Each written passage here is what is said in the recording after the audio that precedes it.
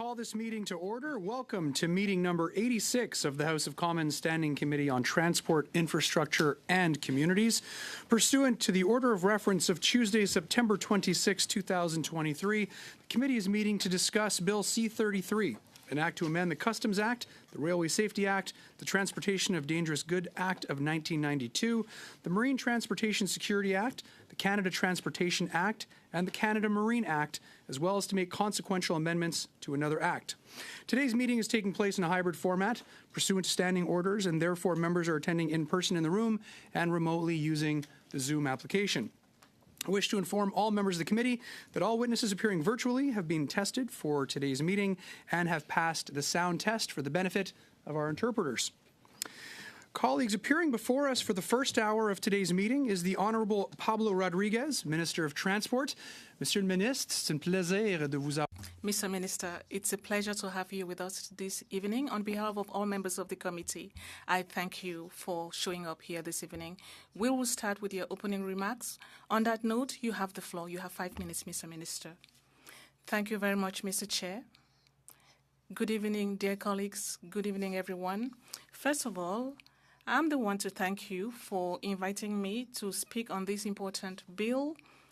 I am delighted to be accompanied by the following Transport Canada representatives: Mr. Arun Thangaraj, Deputy Minister of Transport; Serge Bijimin, Assistant Deputy Minister; Lisa Selakwe, Assistant Deputy Minister. I'm very happy. I think it's an important opportunity for us to discuss C-33 and particularly how it aims to strengthen our transportation supply chain.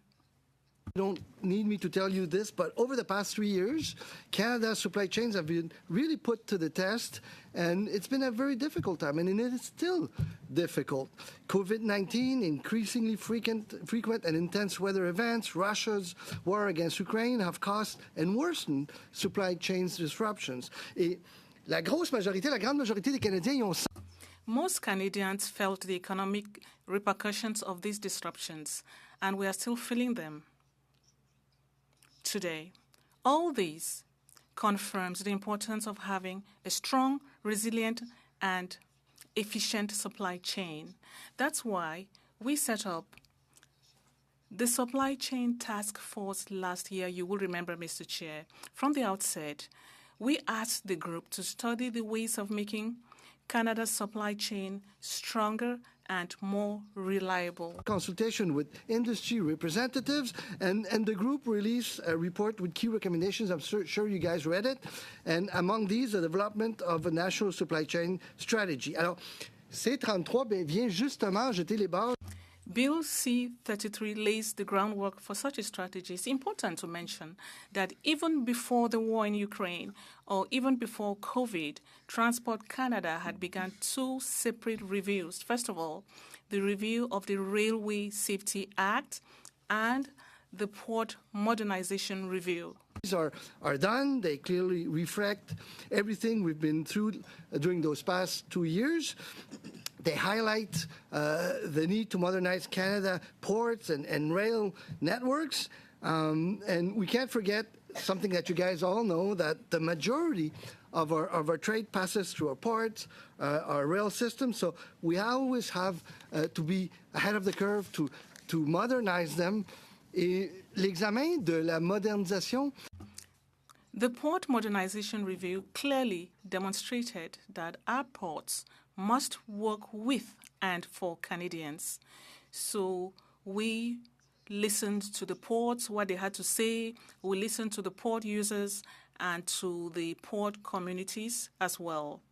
And C-33, therefore, modernizes the tools used by government, ports, and railways to support the entire transportation network. Because the supply chain, as we know, is deeply interconnected with the various modes of transport. It's inseparable. Our ports work with the railway, so we must address all that at the same time. That is why C-33 proposes amendments that will serve the ports and the railway system. These amendments are designed to enhance rail safety and security with an updated framework. It better equips Canada's ports to meet today's complex needs, and that includes taking steps to work with indigenous communities and support climate change commitments. Improve the safety and security of the transportation of dangerous goods in Canada. So with C-33, we ensure that the safety and security framework for air operations is appropriate and also up to date. So all of these measures would make the Canadian transportation network safer, more competitive, more secure, more efficient, more reliable.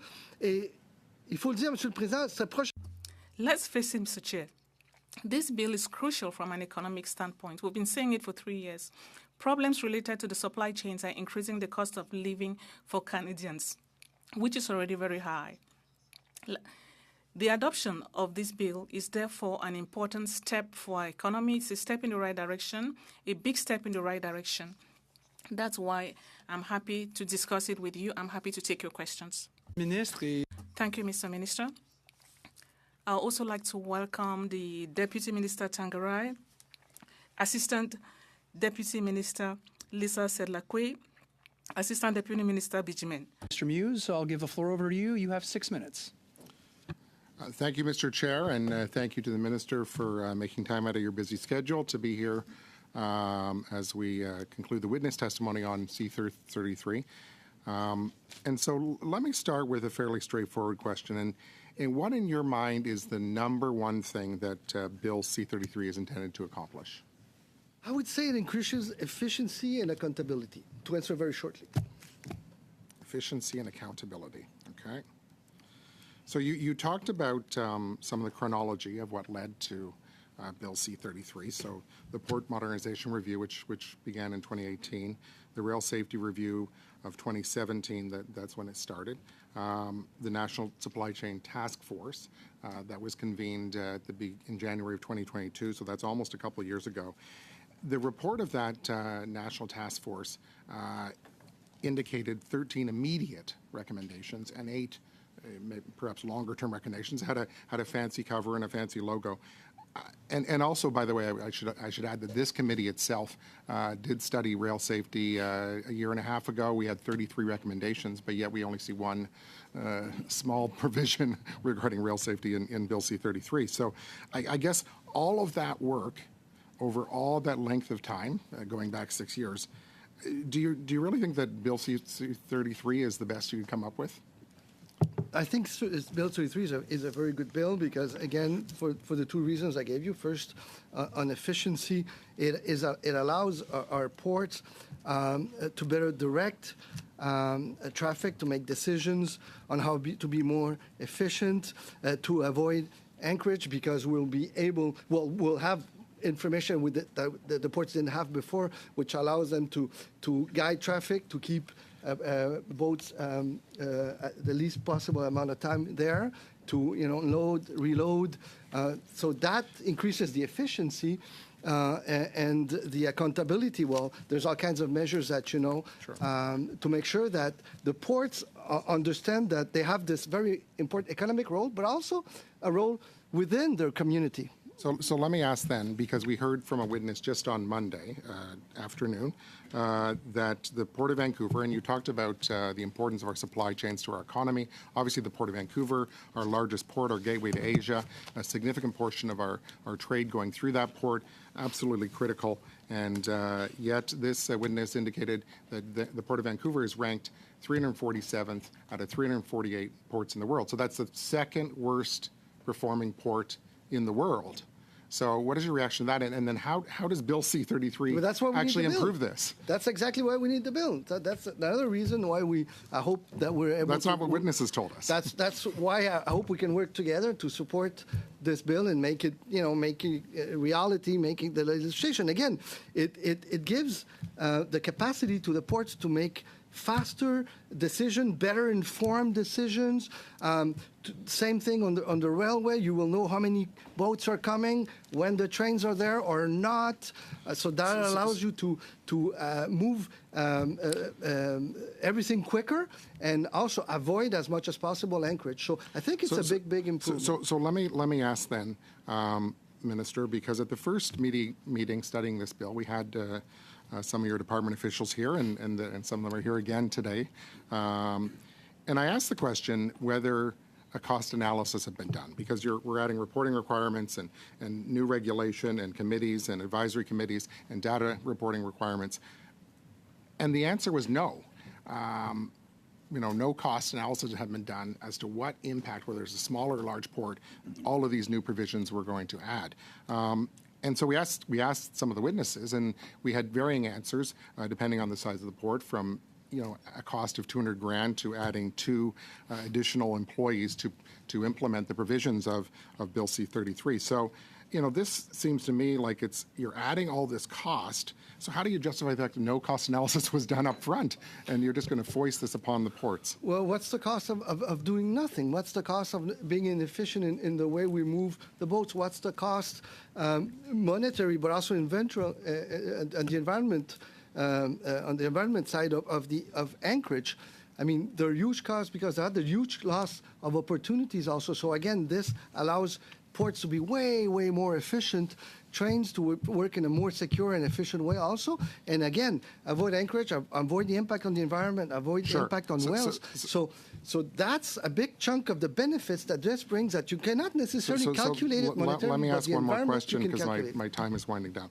So you talk about the cost of doing nothing, but yet, I asked you at the front end, what is the number one thing you think the bill will accomplish?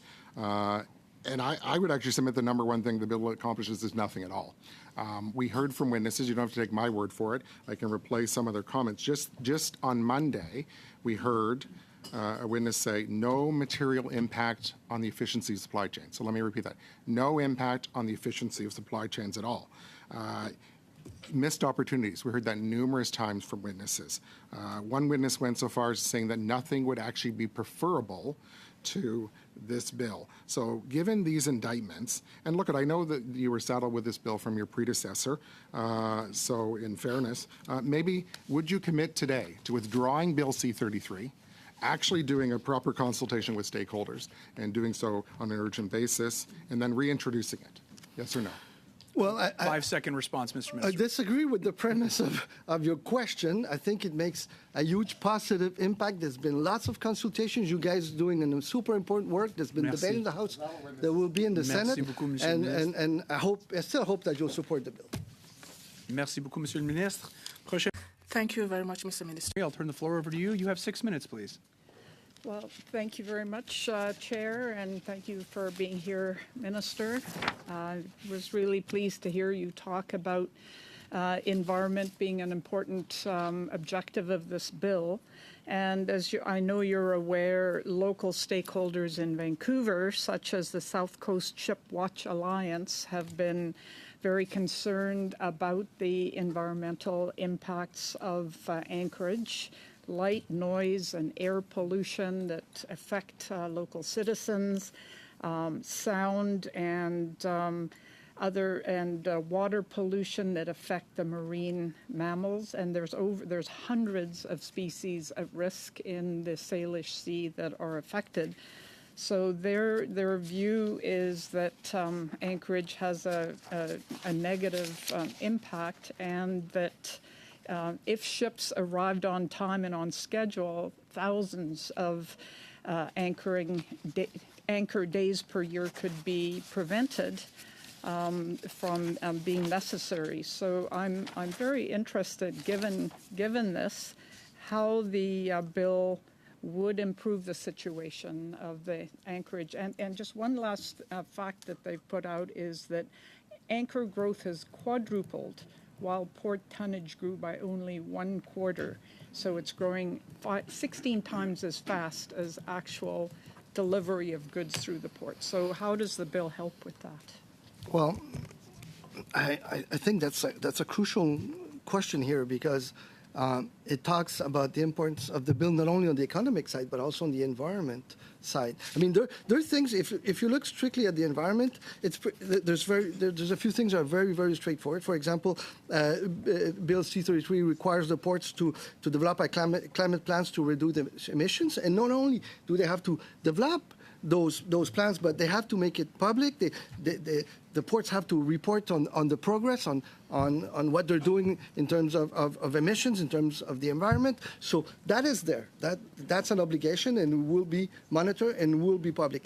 The other one you're talking about is related to Anchorage. And Anchorage, I spent a lot of time thinking about this and working on this because I've seen some of those ships, and I'm sure that Mr. Bachrach is interested about this. I know a lot of friends around Vancouver are also, because by giving the capacity to the ports to better manage traffic, by making sure that ships arrive on time, that they spend less time there, and they leave faster, then you don't have all those ships waiting, anchor there. And Anchorage has many impacts. One of them is that, and you said it, they have to keep engines going, at least one, to keep the electricity, to keep minimal functions on board. By doing that, they're polluting, and they're also, the noise of the engines have huge negative impacts on the whales. So by being more efficient on the managing of the ships, you don't need that type of anchorage. So I think it's a big step forward. Well, thank you. And recent digital acoustical research is showing that the sound in the water impacts more than the whales. It impacts basically every animal in the ecosystem of the water, as well as some of the plants that they feed on. So it's something that I'll be bringing more conversations about this forward to you as the minister, because I think that the impact of sound on vulnerable species in the water has to be closely understood and mitigated. I'd like to ask another question really about engagement with the community. And as a member of Parliament adjacent to the Port of Vancouver, I know that there are communities in the Metro Vancouver area that are not of the view that the port is sufficiently connecting with and respecting the needs and views of the community. And in fact, there's a lot of opportunity for having port tourism. I mean, if you think of Cape Town, some of the other ports were very integrated with tourism and other recreational activities. I think Vancouver has some opportunities there. So the bill, you have claimed that it would be addressing some of the issues felt by communities that live around the ports. So could you give us some more detail about how this will be more responsive and respectful of not just the needs, but the opportunities of the port communities? Absolutely. And I said it during my speech, that ports not only play an economic role, but also they're part of that community. They have an impact on the community, sometimes positive, sometimes not that positive, but they have to listen to what the community has to say. So this, through C33, we're asking the ports to put in place 3 different types of committees. One, to engage with local stakeholders. A second one with local government / politicians, and a third one with indigenous communities. They have to strike those committees to be able to hear from them, hear their concerns, hear the suggestions. So be better connected with the communities they are in. That's lacking. I'm even surprised that it's not there. But with C33, we're making sure that we put that in there, and they will have to create those 3 committees. Thank you very much, Minister, and thank you, Ms. Murray. Prochainement, nous avons M. Barcelou. Now, Mr. Barcelou Duval, you have 6 minutes, sir. Thank you, Mr. Chair. Thank you, Mr. Minister, for being with us today. It will soon be 3 weeks that we've been studying Bill C-33 in committee. We have talked to many witnesses from the Union World, railway sectors, ports, port authorities, maritime organizations, companies, logistics companies, environmental groups, and so on.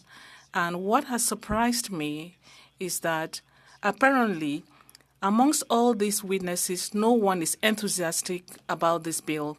Your Liberal colleagues even had difficulty having them say something positive about the bill. I'm not saying there's nothing positive about the bill, but the general observation was that people were either indifferent or against.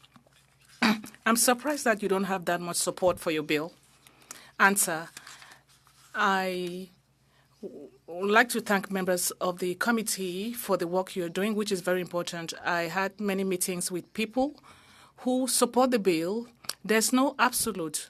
There's no black and white. There are people who like some parts of the bill, others who don't like it. I think it gives more powers to the ports to be able to take decisions about traffic. When I started working on the file, I didn't think it was normal. I have another question. There's an element that caused a lot of opposition, and there was some consensus both amongst the employers and the employees. Is it possible for the government or the Minister of Transport to directly appoint who will be the chair of ports boards? This seems to be a point of discord. They saw this as political interference. They felt that the person who will be appointed may be somebody representing the government and not somebody working in the interest of the port. So do you intend to use this potential power to interfere politically? Answer. It comes back to what I was saying before. Ports also play a social role besides the economic role that they play. They have to serve the public interest somehow. They must be serving all Canadians. Port leadership, which is part of the board, should align with the country's interests. They must be accountable as well. Appointment of the board chair is done from amongst the membership in consultation with the members of the board. Today, port leaders are doing whatever they want. So you are saying that you will consult members of the board, but already you are appointing members of the board. So it's possible to appoint someone on the board and immediately after the appointment, appoint the person chairman of the board. Let me be more specific. You are saying that you have no intention to engage in political appointments. I want to believe you, and I hope that if those powers are given to you, you will not do that. But I did some research. I'll give you some recent examples that we found, appointments that were made at the Department of Transport. We are talking, for example, of the Ports Administration in Toronto. Sandra Cooper-Taylor was appointed a board member in 2023. She gave $18,500 to the Liberal Party. Craig Thomas Monroe, Ports Authority in Vancouver-Fraser, he gave $16,000 to the Liberal Party of Canada. Another example, Jonathan Franklin Goldblum, Via Rail board member, he gave $14,000 to the Liberal Party of Canada. Someone else was appointed CEO of Via Rail Canada in 2022 and had to give $1,000 to the Liberal Party a year before his appointment. You are telling me that you have no intention to do that. I'll go even further. I found some 60 or so names that gave more than $200,000 to the party since you came to power. If I look at this, there are about 10% of appointments tied to the Liberal Party. I find that it's a lot. As I said, I want to believe you.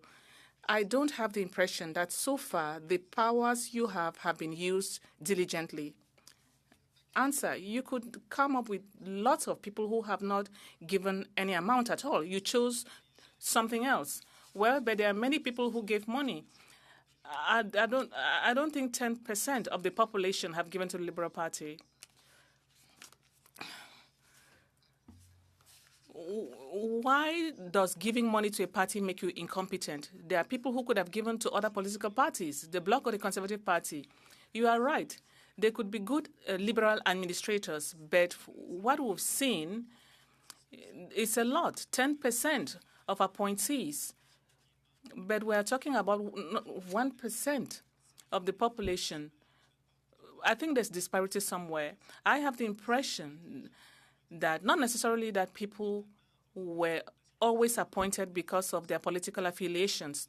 There are some competent people who were appointed, but the perception I have is that if someone contributed to the party, they come up to the top of the pile. No. We want to believe you. No, my answer is no. Well, we've presented facts. Well, you chose names. You could have chosen 9 out of 10 people who did not give anything to the Liberal Party. There are people who give to all political parties. Thank you very much, Mr. Minister. Thank you, Mr. Barcelo Duval. Mr. Bachrach, I'll turn the floor over to you. You have 6 minutes, please. Moi, je vais retrouver du black shirt. Thank you, Mr. Chair, and thank you, Minister, for joining us this evening. I'll start fairly generally.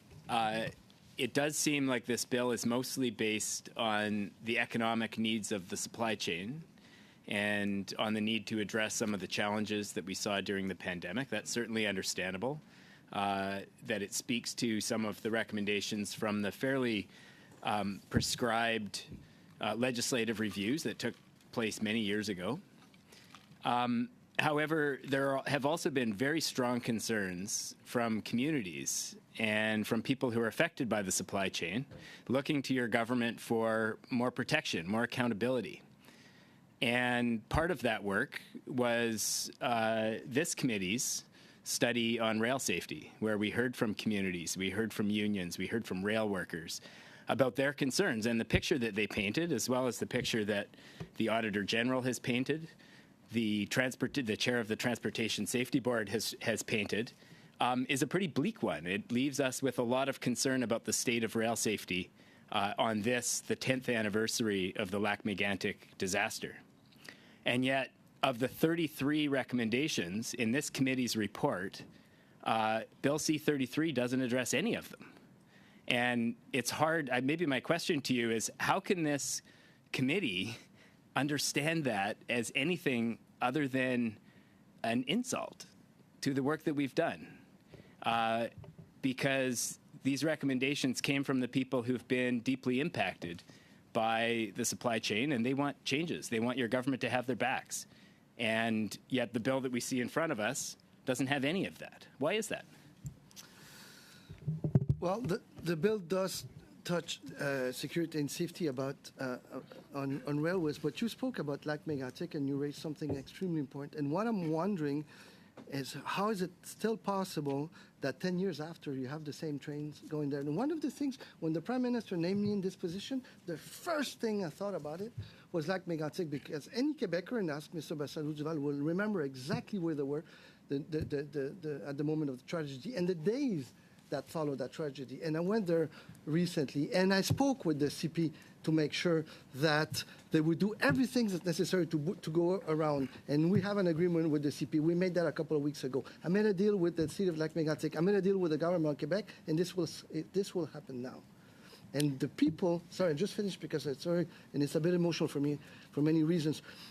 But the people in Lac-Mégantic are still waking up every day and listening and seeing that same train going through the same rail every day with dangerous goods.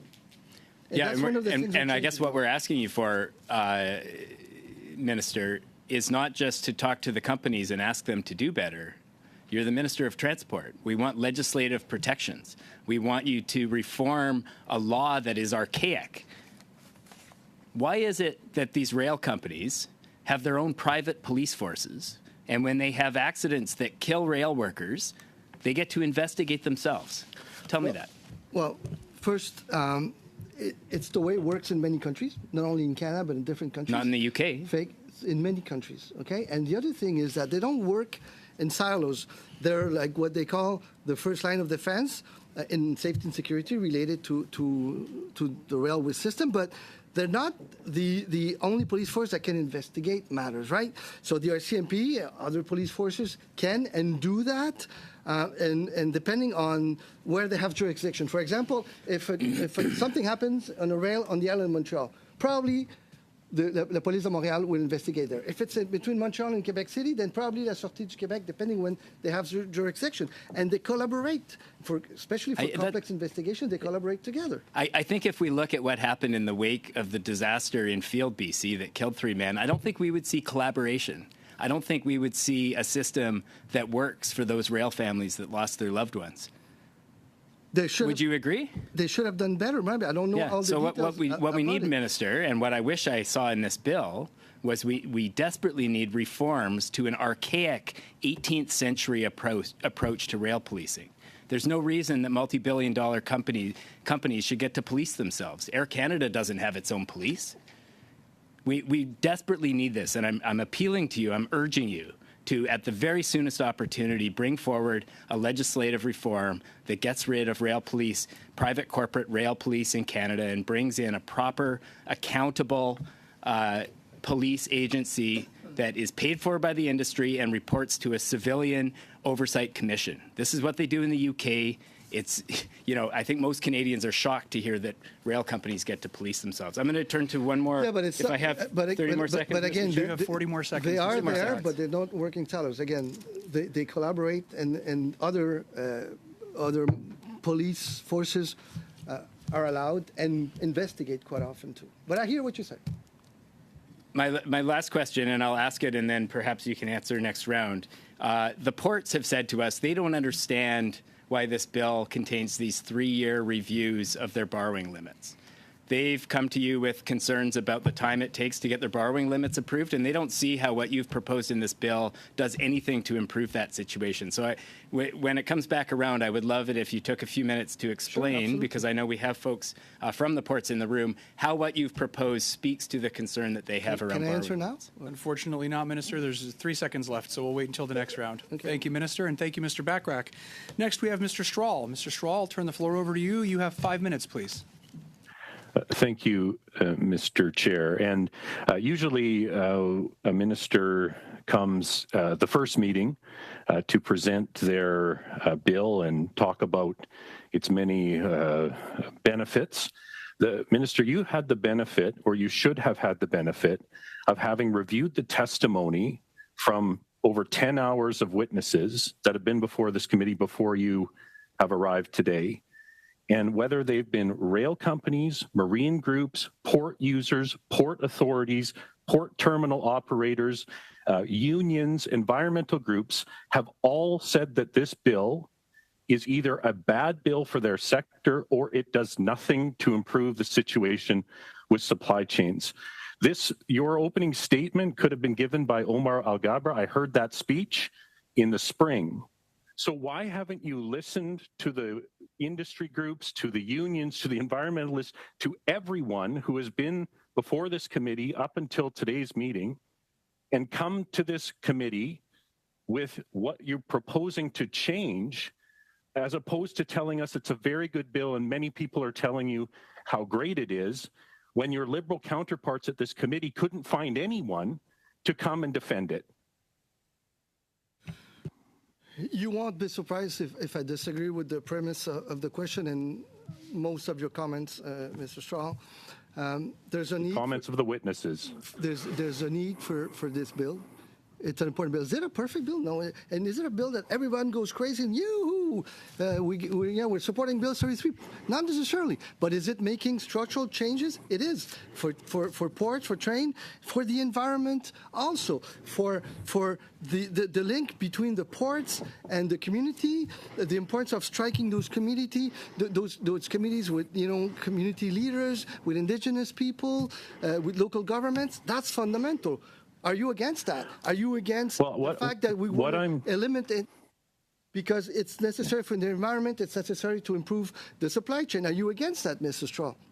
What I'm against, Mr. Minister, is this Ottawa knows best top-down approach when it comes to our supply chains. And we heard that time and time and time again, especially when it comes to you as the minister sitting in an office in Ottawa, telling the ports across the country, no matter how big they are, no matter what, how unique their situation is, that you know best, that you know who should be the chair, that should come from on high in Ottawa. And I was shocked to hear you say that right now port boards are doing whatever they want.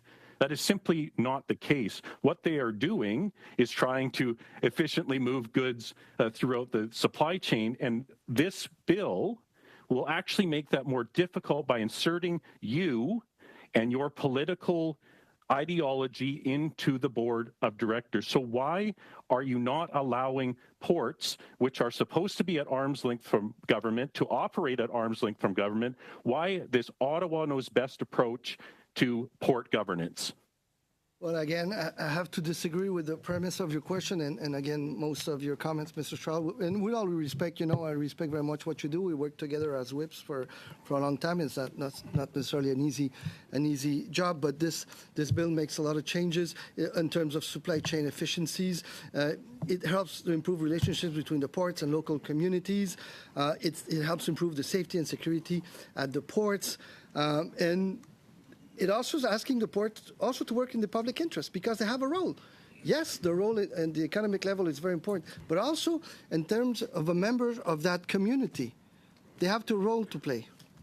If I have time for one more question, why are you treating the Port of Vancouver like the Port of Saguenay or the Port of Trois-Rivières? Why this one-size-fits-all approach instead of taking into account the unique nature of each of the 17 port authorities across the country? I'm absolutely ready to look at that, and I understand that the challenges are different from the 17 ports and other smaller ports. But at the end of the day, what we want to do is increase the efficiency in terms of the supply chain. We want to make sure that ports do their job, trains do their job, governments and everyone do their job, and we're going to look at the differences between big and small. Sometimes their capacities or needs are different, so I'm open to look at that. Do you have any more time, Mr. Chair? You have 14 seconds, Mr. Strahl. Okay. I'll ask the same question that Dan Muse asked. Will you withdraw the bill, talk to industry, talk to the players, and come back with something that actually can be supported by port users and supply chain users across the country? Well, quite the opposite, and I would love you to support the bill, Mr. Strahl. Merci beaucoup, Monsieur le Ministre. Thank you very much, Mr. Strahl. Next, we'll go to Mr. Rogers. Mr. Rogers, turn the floor over to you. You have 5 minutes, sir. Thank you, Mr. Chair, and welcome, Minister, to our committee this evening. You said at the beginning of your comments that it's the goal of this bill, of course, is about efficiency and accountability. And we've heard from many witnesses at these committee meetings, from marine ports and railways and so on, about Bill C-33. And many of them have made some good suggestions on how to improve the bill. And hopefully, at the end of the day, this will happen at this committee. Recommendations that will lead to efficiency and accountability. I want to ask you a question around data sharing because, again, a lot of them talked about that. So, Minister, data sharing is a common element of C-33. Can you please share with this committee why that's important to effective port operations, and how do you envision data sharing between ports, port users, and the federal government to maximize results? I would say fundamental. It's absolutely fundamental. I was even surprised. I mean, I've not been in this job for a long time, maybe 3 months or something. The lack of sharing of information. I mean, information is everything. Like, boats should know, ports should know exactly when boats are arriving, the number of boats are arriving, where are the trains, and this and that, so you can better work together. Because with this bill, it's like we're thinking about the entire transportation system as one, right? As being one. So by sharing that type of data, then you improve the flow, you improve the circulation, you increase the speed of goods arriving from A to B. You limit the impacts on the supply chain, and that does have an impact at the end of the day on price for consumers, because when you have problems with the supply chain, you know what the consequences are on the cost of living. Yep. So when it comes to data, digitization, investing in technology, all with the same objective, efficiency and accountability. From the marine side, after hearing from many ports across the country, and here at the committee we've heard from witnesses who shared the concerns about the powers that the bill gives you. Many of the concerns are in regard to safety, such as anchorage, blockage, these kinds of things, but also the right to protest. Specifically, Minister, C-33 gives you some additional powers when it comes to emergencies. Can you give us some context as to why these would be necessary? You've said it all. It's emergencies. It's just in case of emergencies. For example, and you probably heard this, during the pandemic, a shape came in with a new variant of COVID. We could not stop them. They could come to the port. They were allowed to come there. This gives you power in emergencies where we could have said, okay, you, the boat, you stay there for a while and make sure that everything's okay. But no, we couldn't. We couldn't have a boat with a new variant on it of a very dangerous disease. And we're a G7 country, and we don't have the power to tell that boat, whoa, hold on for a sec. You're going to spend a few days there until we control the situation. So this is exactly what this is for. Yeah. So I guess from that perspective, when we talked about board governance, a couple of witnesses said to us, you have to make up your mind as a committee, do you want a board governance from a political side or a private sector side? I just want to ask your thoughts on that.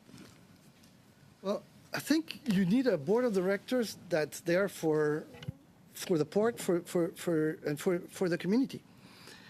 Now, what happens if the chair does whatever they want? And you have to understand. We have to understand that when we say that ports play a super important role in terms of at the economic level, but also in terms of their own community.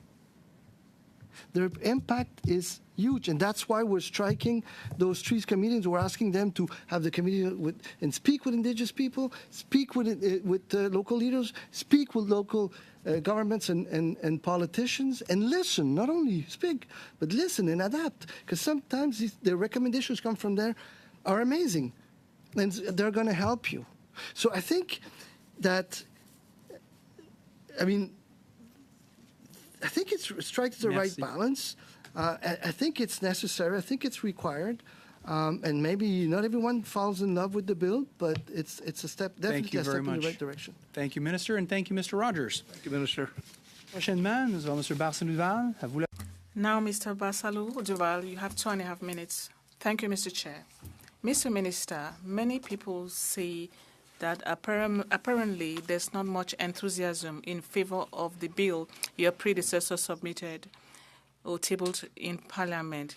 Could you name at least one witness who came to the committee to support the bill? Answer: I wasn't here during your deliberations.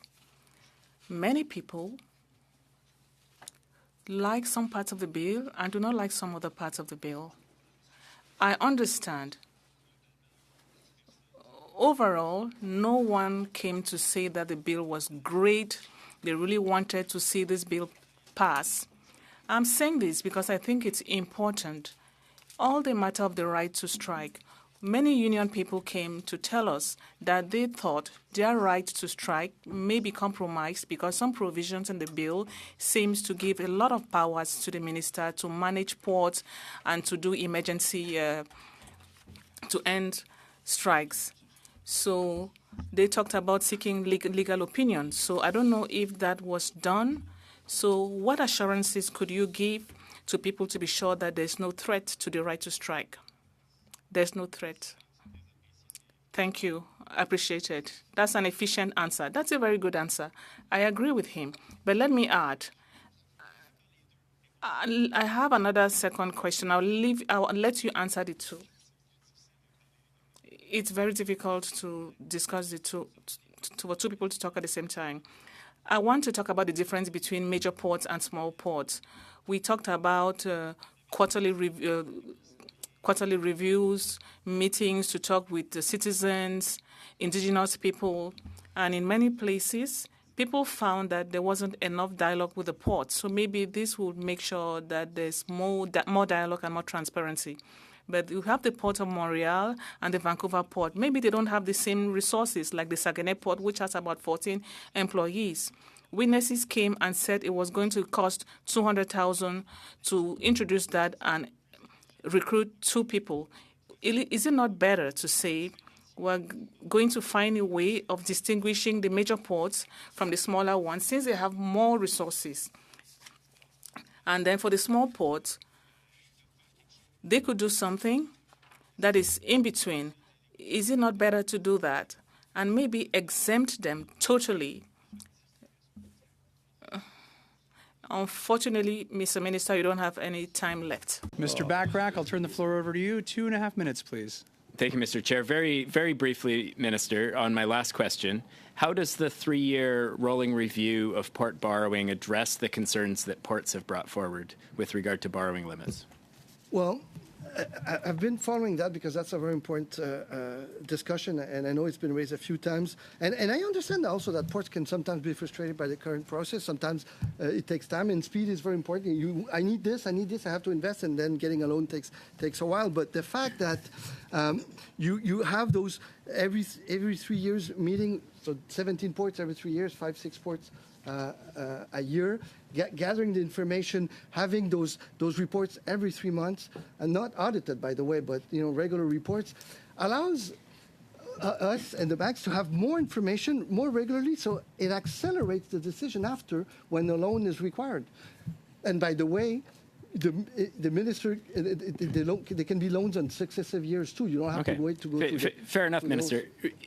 The reason I asked it is because I'm legitimately curious, because the ports came and all of them told us that they don't understand how this makes things any better. So either you're not talking to each other, or they communicated to you what they wanted and you went and did something different, and now they're not happy about it. So I'll leave it at that.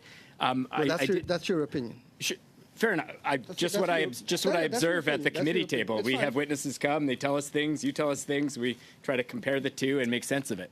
But I wanted to bring up anchorages, which Ms. Murray brought up earlier. And if I understand your response, you said, well, this addresses that because it's going to make the flow of traffic smoother at the ports. And when I talk to communities, when I talk to concerned residents, that's not good enough for them. What they're looking for are legislated protections that will protect sensitive marine areas and protect the quality of life in their rural communities. Would you be open to those kinds of amendments? I guess what I'm trying to say here is, like, we're looking for a reason to support this bill, and right now we don't see very many because all the people coming to committee say that it's not worth the paper that it's written on.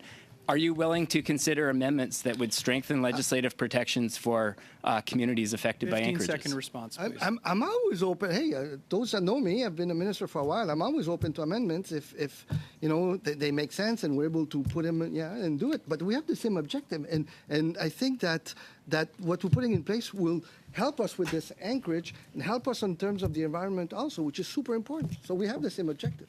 Thank you, Mr. Minister, and thank you, Mr. Bachrach. Next, we'll go to Mr. Strahl once again. Mr. Strahl, the floor is yours. You have 5 minutes. Thank you. Mr. Minister, can you give us a single concrete example of where the chair of a port board authority, did what you said now multiple times, just was doing whatever they want? Well, it could happen, Mr. Strahl. It could happen, but you are proposing a solution in search of a problem, Mr. Minister. If you can't give me a single example of a problem where a port chair that is appointed by the government, but then elected by its membership, why that is a problem. So why, again, I have to come back to it because we heard it again and again from all sectors that are impacted, said that this will bring about the politicization of a Port Authority board that is supposed to operate at arm's length from government. So you're really telling this committee that you're prepared to upend that neutrality and insert yourself into that based on something that has not happened but one day could? Or never got. Government would never do that, Mr. Strahl. You know that very well. Maybe you have different intentions, but we would never do that. That being said, ports have to work in the public interest. That's fundamental. And I've been trying to say this since the beginning, because we always see ports only as an economic driver, but they're also a member of a community. They have obligations. They have to respect what's going on around them. So it's important that there's this kind of accountability. Well, but what you're creating is an obligation to the government, not to the port community, not to the economy, not to port users, not to the supply chain.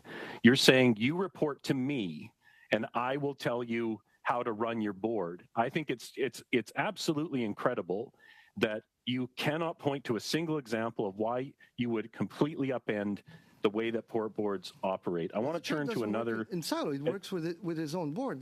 They have their obligations. Yes, they're appointed by your government and elected by their other board members. Quebec boards- That's how it's supposed to work. That's how it has worked, and you haven't been able to point to a 100%. single problem with the current system. The boards in so Quebec- why are you Ottawa answer, knows Mr. best? Speaker? Why does the minister know better Mis- than the board members that you've Straw. appointed? Okay, as long Mr. as there was a Straw, question you there. should Go be a ahead, bit more Minister. respectful and allow me to answer.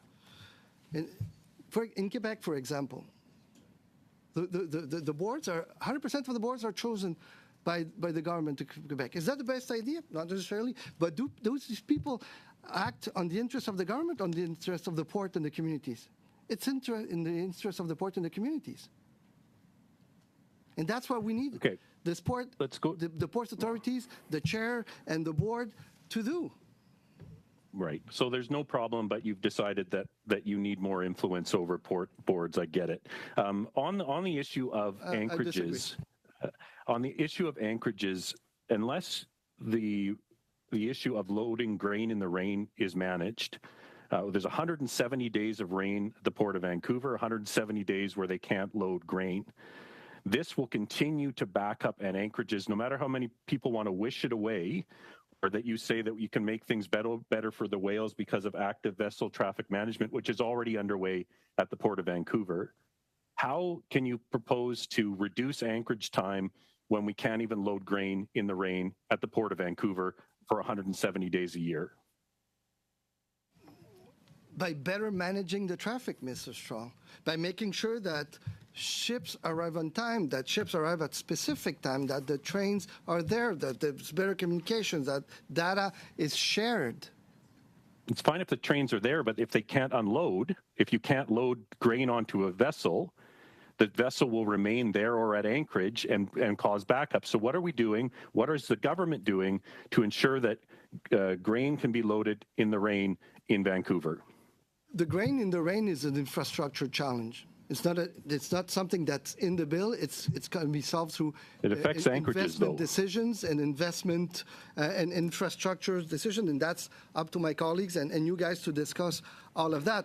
But this bill brings concrete solutions or means to the ports to make sure that they can better manage traffic, diminish the impact of anchorage, the waiting time, the impact on the environment. So it gives them concrete tools to do that.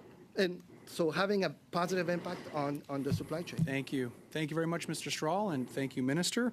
And finally, for this round, we have Mr. Badaway. Mr. Badaway, the floor is yours. You have 5 minutes, sir. Mr. Chair. I'm going to try and be a lot more productive after an hour of a lot of what we heard. So, Mr. Minister, thank you for being here, first of all. And I look at C-33, and as I mentioned to a lot of the witnesses, and by the way, a lot of the witnesses supported a lot of the bill. I'm not going to buy the fact that no one supported it. A lot of them gave support to many, many parts of the bill. But at the same time, they were given opinion on other parts that they thought can be changed. We've noticed and we've recognized throughout the years, Ports Modernization Review, Rail Safety Review, Supply Chain Task Force Report. I'll even throw in the St. Lawrence Seaway Review, because I consider that somewhat of a port in terms of its trade corridor. We're working on C-33. We have 52 coming up. And as you said, Mr. Minister, to update and to modernize. The whole concept behind reports coming to committee, and I value committee a lot. I've been here since 2015 on this committee. I've worked with, and learned a lot from those partners that we're actually dealing with today.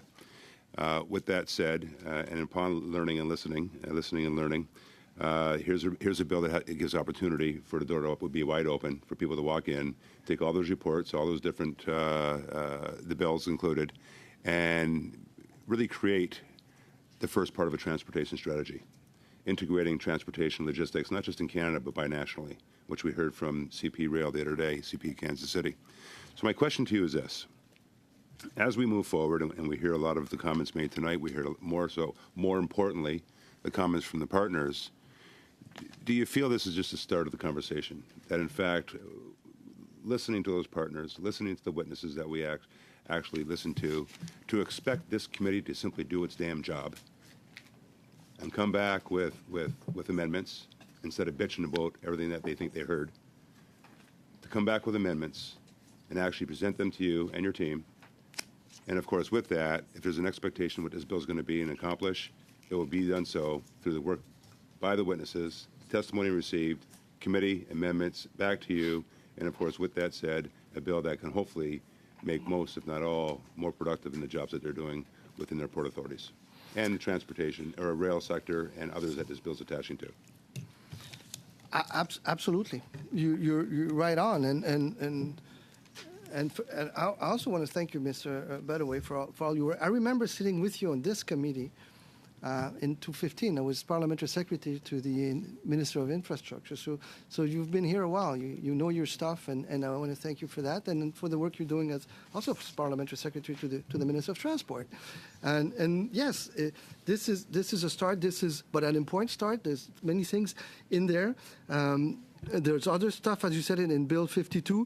And regarding this bill or any bill, if the committee has suggestions on amendments or recommendations, of course, I'll be ready to listen to that. But you have to have a positive approach, not only to come here and criticize the bill. I mean, I have a lot of respect for my colleagues and friends of the Conservative Party, but the only thing they've been doing is criticizing you guys, and they can bring some suggestions. If they're good, of course we're going to listen to them because it's in the interest of all Canadians, not only in the interest of ports and the whole supply chain, but more importantly, it's in the interest of our fellow citizens. Just on a point of order, Mr. Chair. A point of order. Yes, point of order. I'll stop your time, Mr. Badaway. Go ahead, Mr. Strahl. I wanted to allow the minister to respond, but I think Mr. Badaway's characterization of the questions that I asked as bitching, I think is extremely unparliamentary and not worthy of someone in his position. I think you should have called him out on it, and I'd ask you to do that now. I'm just going to ask all members to be diligent in the words that they're using. Thank you, Mr. Chair, and thank you, Mr. Strahl. Actually, I wasn't pointing you out, and I'm sorry you took it that way. It must have been a conscience that you had. But I was actually Mr. Chair, point of order. ahead, If you Mr. want to Strahl. have order in this committee, I would suggest you bring Mr. Badaway to order. If he wants to disrespect me, that's fine. But when he disrespects you, I think perhaps you should call him to order. It's an outrageous display by a parliamentary secretary. I'm going to once again ask that all members act diligently and choose their words wisely, especially when we have a minister present. Thank you, Mr. Chair. And again, my comment was really characterizing the entire session, not one individual. But with that, I'll move on. So I guess the direction that I'm taking with this discussion, this line of questioning, is simply: do you see, as we move forward with this bill, that it can actually, as I mentioned to one witness a meeting ago, it can actually lead to, Mr. Minister, the establishment, again, of integrating a transportation strategy, integrating transportation logistics throughout the country and, quite frankly, binationally. And with that, from the testimony that we heard, to, in fact, take that testimony, learn from it, and, yes, present amendments. So that's my question. And I guess my point to the committee members is this, is let's do our job. And if you have problems, and I won't call it bitching this time, I'll call it problems or challenges with this bill, then simply let's do our job and come back with amendments, present them to the minister, and hopefully the expectation from all of us will be that changes may be made. But let's be more proactive to actually propose those amendments versus sitting here and complaining about everything about the bill. That's the job of this committee. Let's do our job. Going back to the question, Minister. Yes, I think the vision behind this bill, and you said it, Mr. Badaway, is that we have to think this as one system that is integrated, one system that shares data, that shares information, that understands that it depends on the other.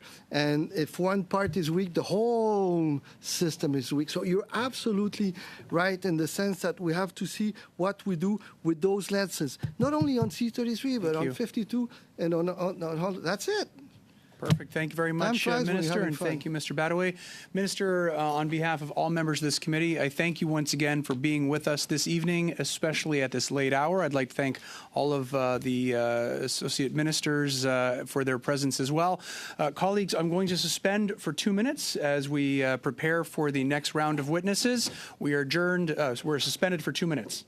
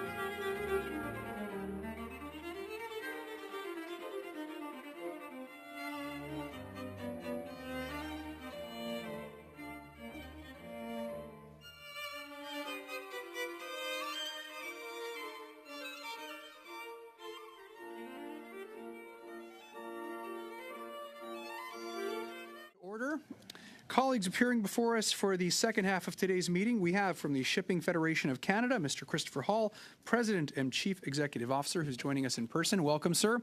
And joining us online, we have Mr. Wabe Subkowicz, who is the Executive Director of Western Grain Elevator Association. I want to welcome you too, sir. We'll start off with opening remarks by Mr. Hall, so I'll turn it over to you. You have 5 minutes, sir. Thank you. It's a real pleasure to be here this evening.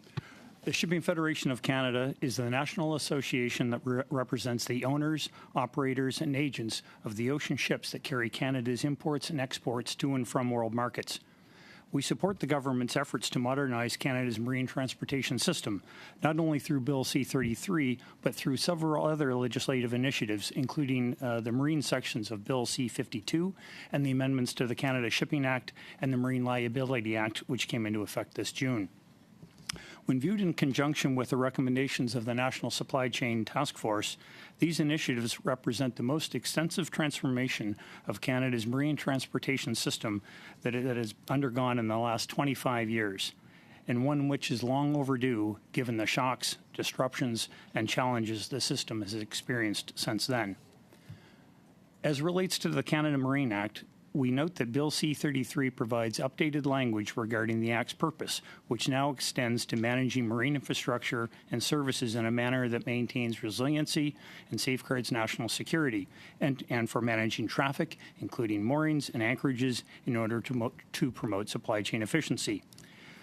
We view the references to resiliency and national security as important additions that reflect the increasingly unpredictable nature of the environment in which our supply chains operate and the need for greater flexibility in responding to those challenges.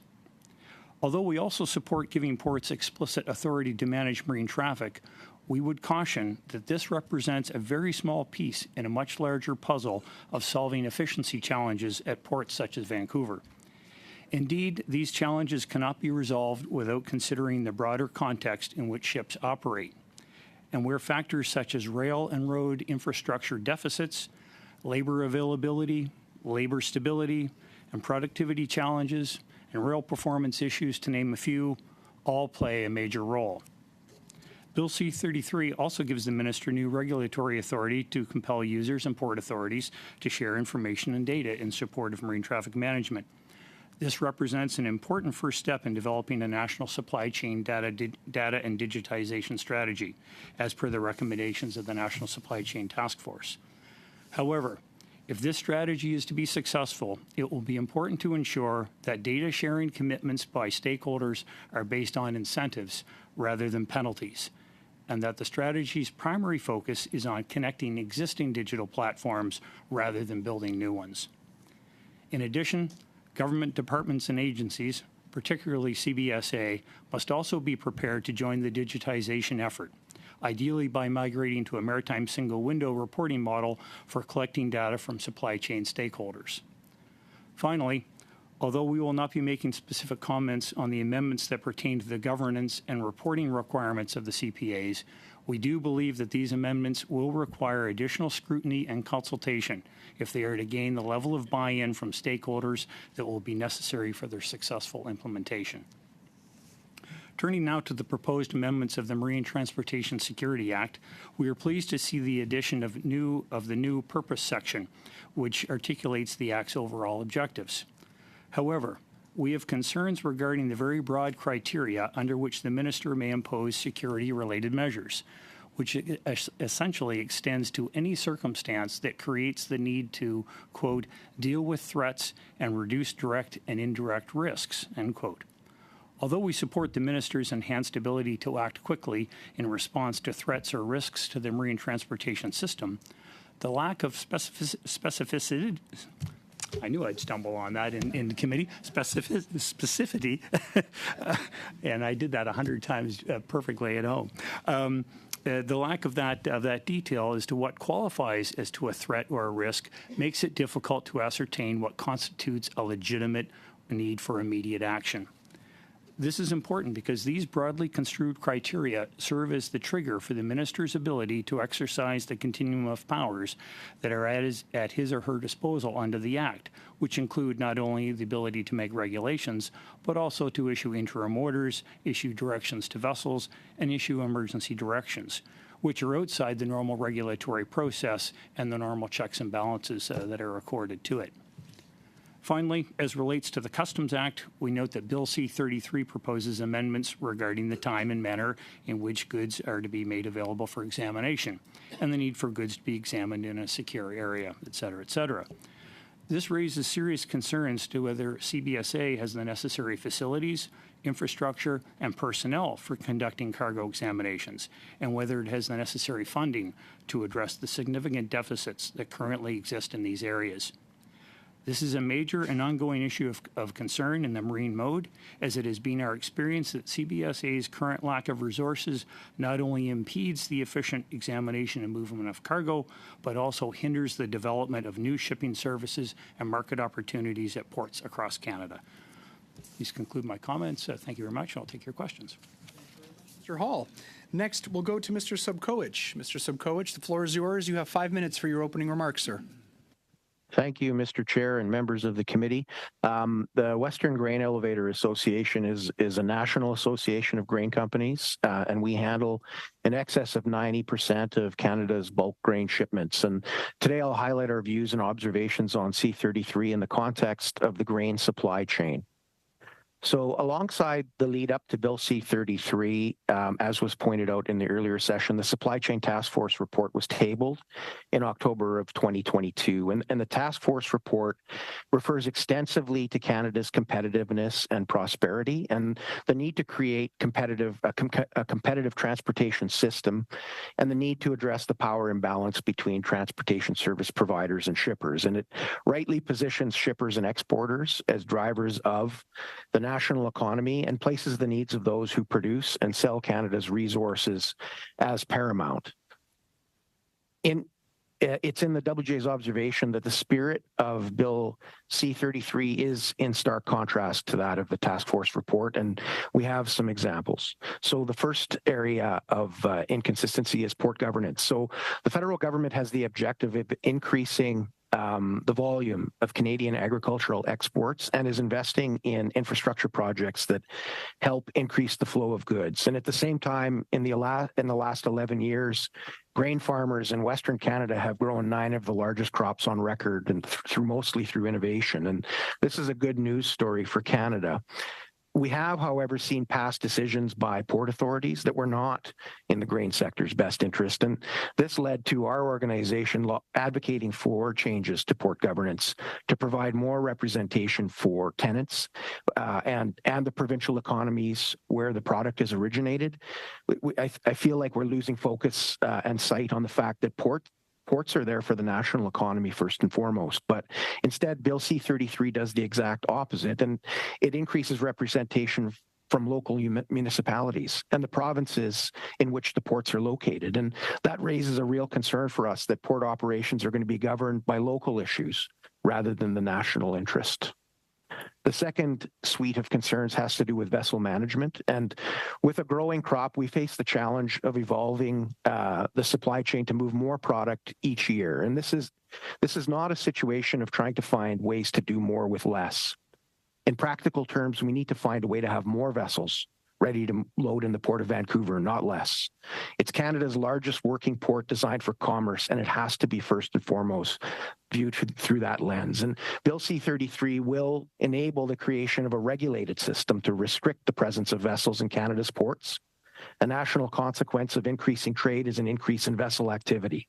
As a country, it doesn't work to have conflicting objectives of growing exports, but reducing the presence of vessels to move exported product.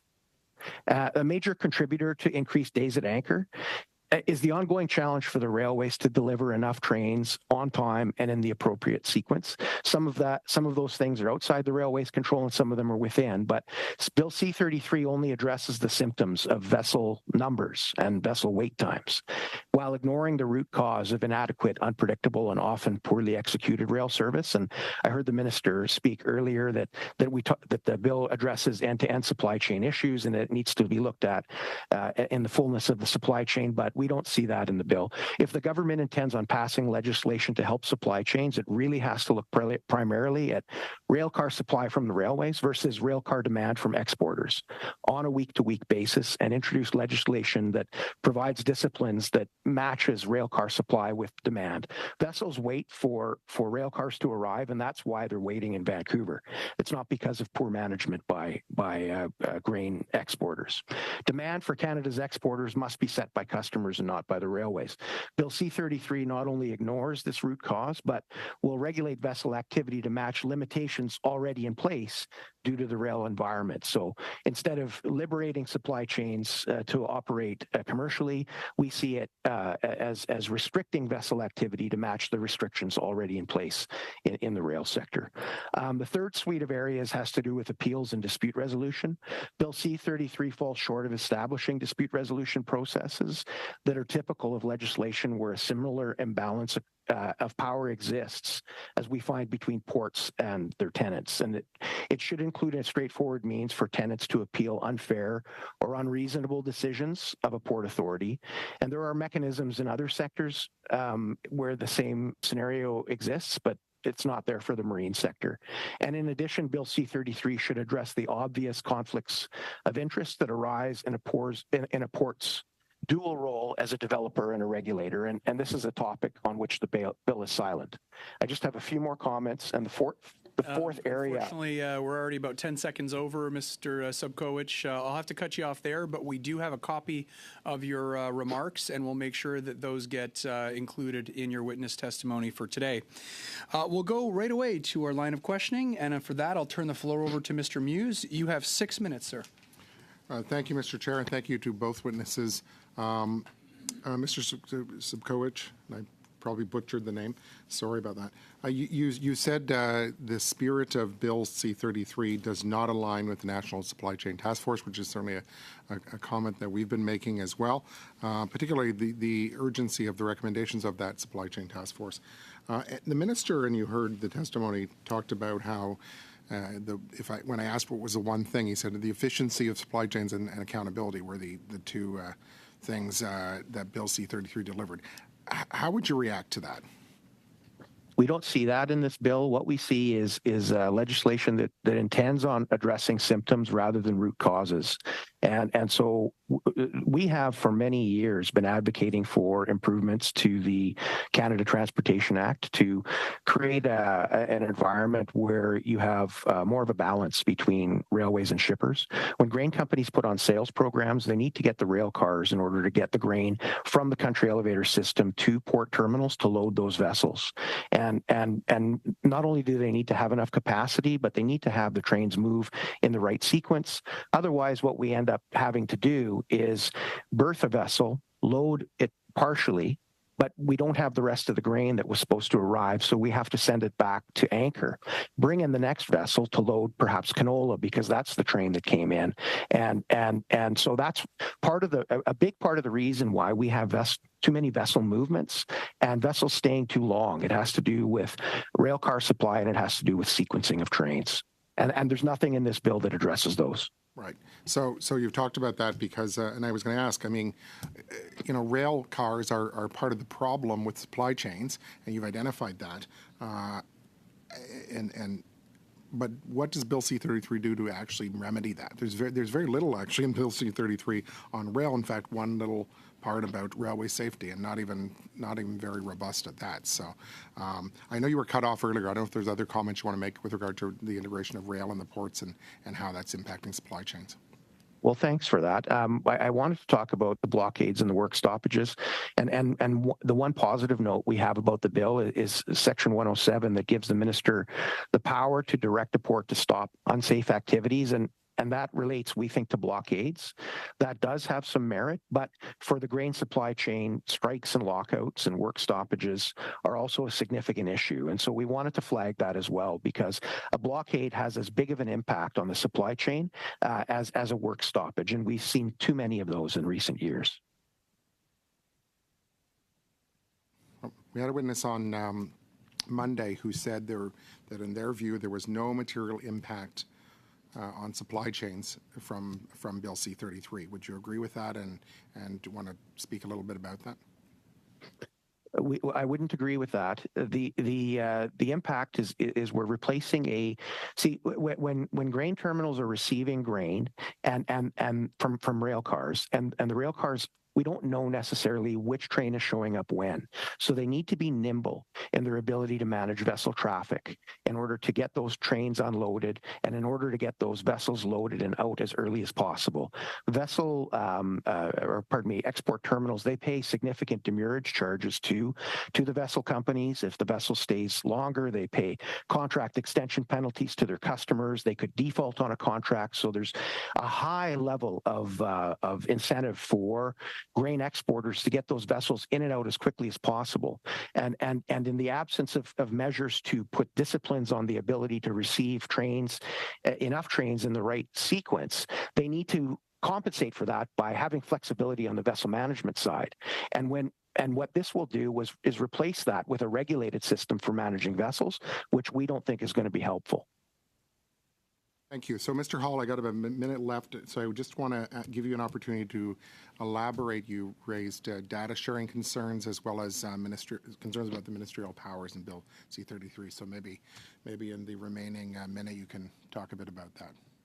Well, on data sharing, we were very, very pleased to see that mentioned in the bill. That's been something that we as a country has been lacking, in terms of any kind of momentum to really turn the page for digitization in the transportation sector. So to see it brought into the bill was very positive. There's now some serious work to be done to create the platforms and tie the platforms together. And I think the biggest challenge will be getting different government departments to collaborate and communicate and share that data. That's probably the bigger block than industry, frankly. So we're pleased to see that in the Ministerial powers, too much power? Ministerial powers, yeah. We're seeing that in several pieces of legislation, the expansion of powers to the ministers, and without enough definition as to what that power is really meant to deal with, and just not enough detail around the situation where those powers would be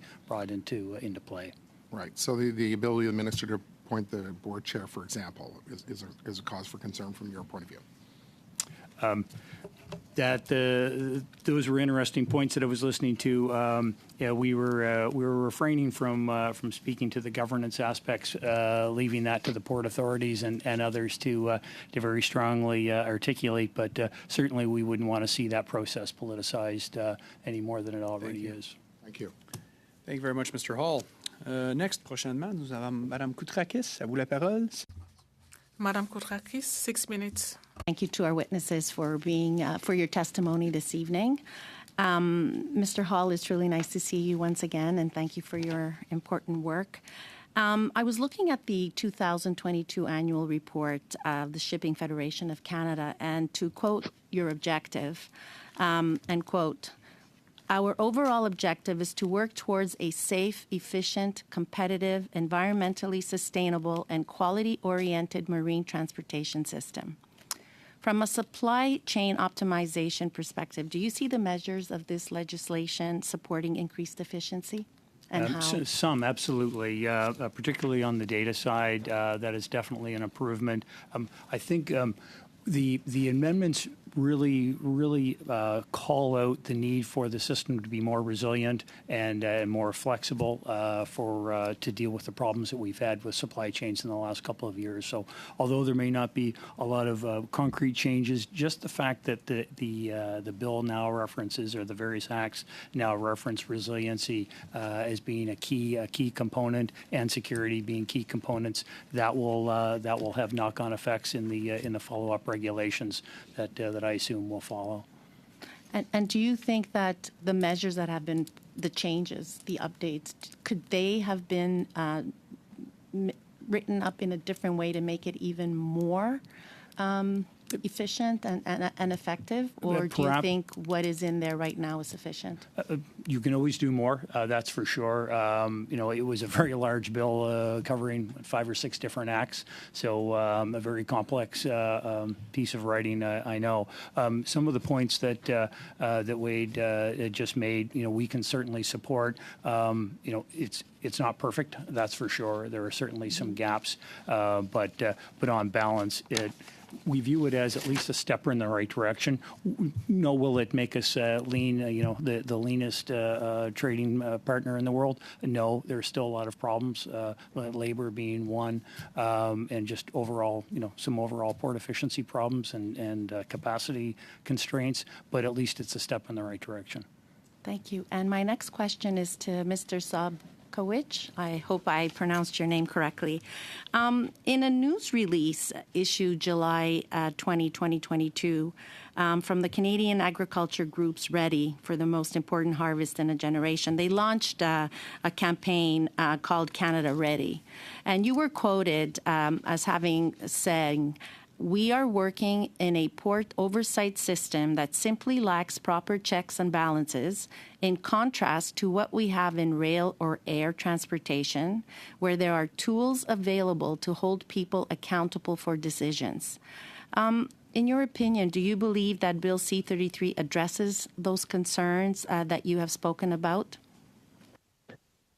Bill C-33 doesn't include dispute resolution with the Port Authority, so it doesn't. And it's a bit of a stretch for us to say that there is proper dispute resolution in the rail sector, because if there was, we wouldn't have the rail problems that we have today. So we definitely are pursuing additional amendments to the Canada Transportation Act through the rail review that's going on right now. But no, we believe there should be a better proper dispute resolution with a port authority on decisions that they may make, because they are in a conflict of interest position. They are potentially in a conflict of interest position as both a developer and a regulator, and we saw some of that happen or manifest itself in some of the decisions made by the Port of Vancouver in recent years. Would you be able to elaborate a little bit more on the conflict of interest piece? I'd really like to dig down a little bit deeper and see how you see that as being a conflict of interest, how it manifests itself. Sure. So the primary example we have is Roberts Bank, T2, and the fact that was developed without a proponent. So it was the Port Authority itself that made the decision that it needed to develop T2 Roberts Bank and incur costs associated with that as the port itself. There's infrastructure that's required to serve the new development. And we're not necessarily saying that was a bad idea or that it shouldn't have been done, but the costs from that are being borne in large part by the existing tenants. And so, and the Port Authority has the ability to charge rents according to its letters patent, and ability to charge infrastructure fees on infrastructure to and from these new developments. So we think that's a perfect example of an area where the port was acting as both a developer and a regulator, and it put grain terminals in an awkward situation. How much time? 1 minute.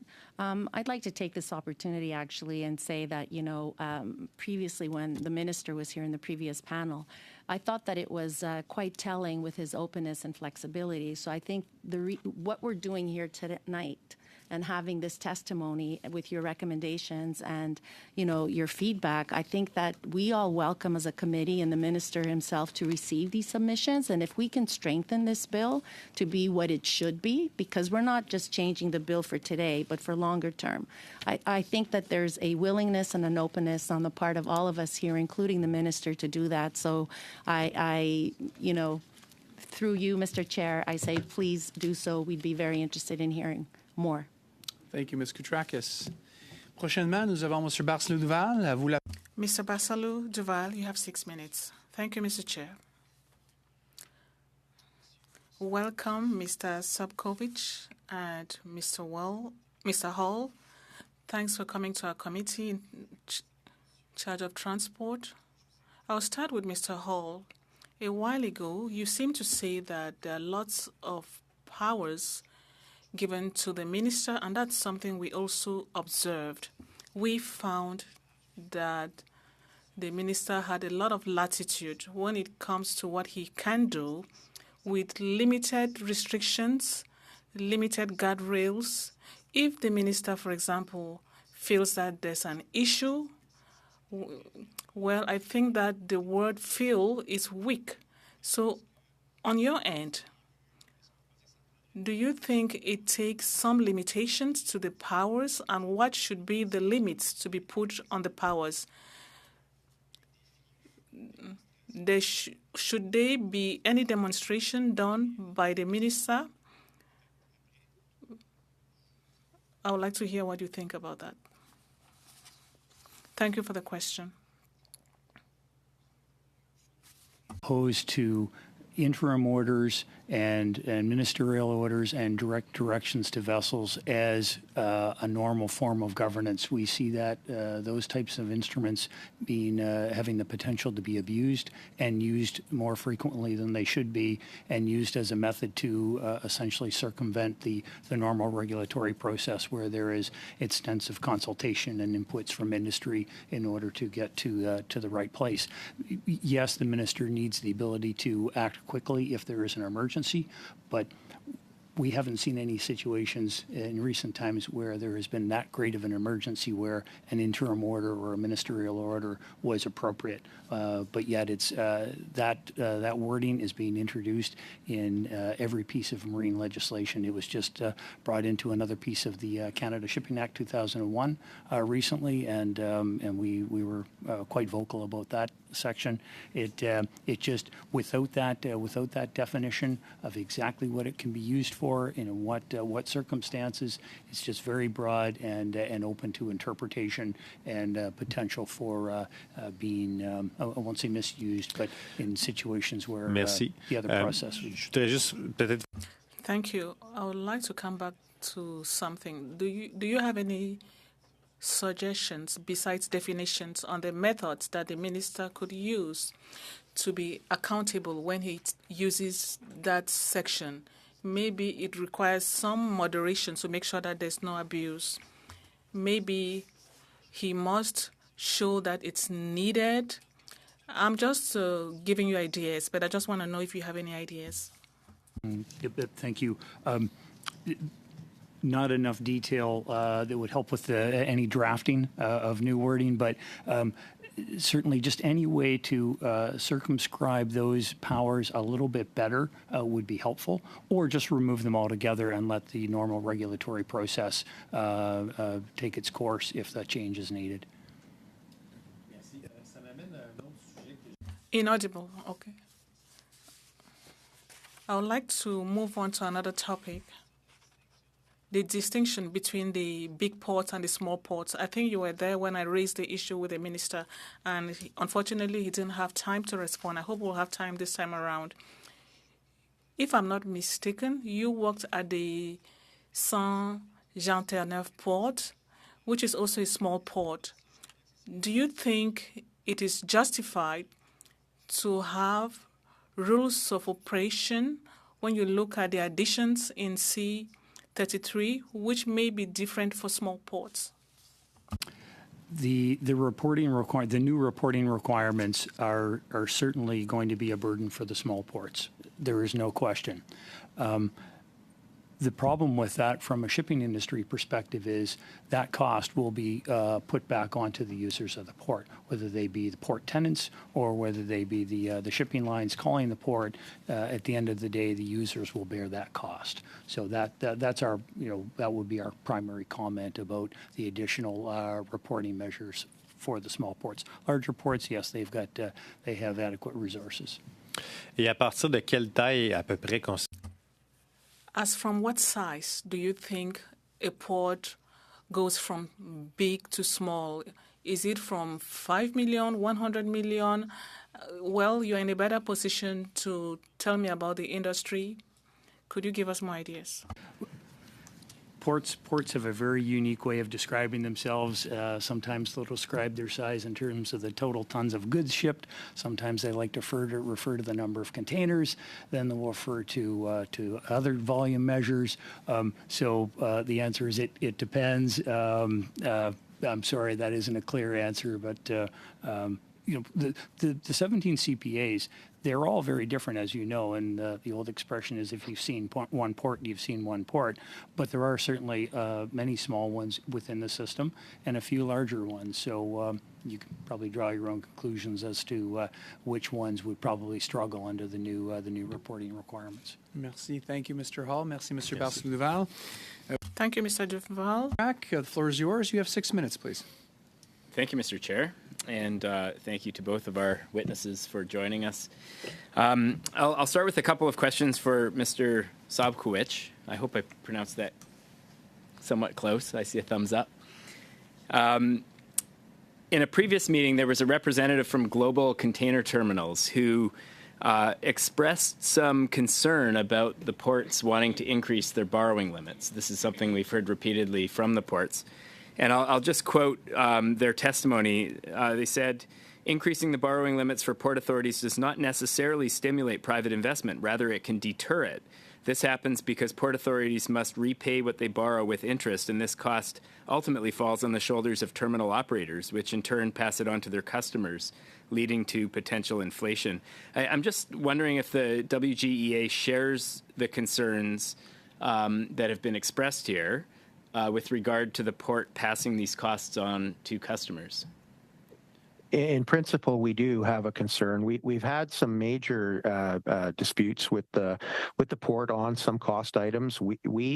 I can't speak specifically to Global Containers' comments, but I can say that, for example, the letters patent of the Vancouver Port Authority require them to set rents based on market rates, local market rates, and we would say that when you're dealing with a national supply chain and you're dealing with a speculative commercial real estate market in Vancouver, setting rent to tenants in the port at local commercial market rates is not appropriate. We need to look at a broader supply chains when you're setting those types of things. I know that doesn't answer your question, but I'm just trying to characterize our concerns from a financial point of view and what happens with ports and what we've seen in terms of passing those costs on to tenants. And we've seen the same thing with gateway infrastructure fees that are being passed on, exorbitant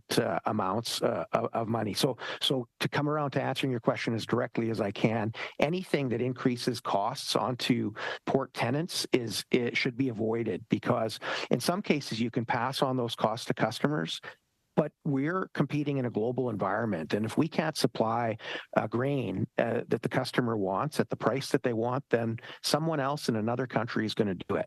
So we need to be very, very cost conscious, and I hope that partially at least answers your question.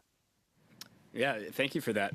In the WGEA's comments on the port modernization review, you said that boards of directors should be amended to include seats for representation from the major user sectors, such as the grain industry.